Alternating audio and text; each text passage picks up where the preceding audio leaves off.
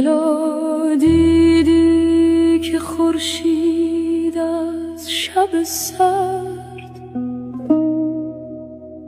چو آتش سر ز خاکستر برآورد.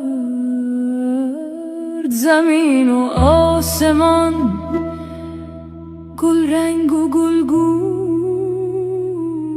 جهان دشت شقایق گشت از این خون.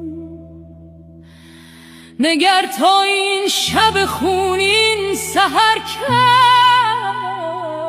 چه خنجرها که از دلها گذر کرد. خدایا چه خنجرها،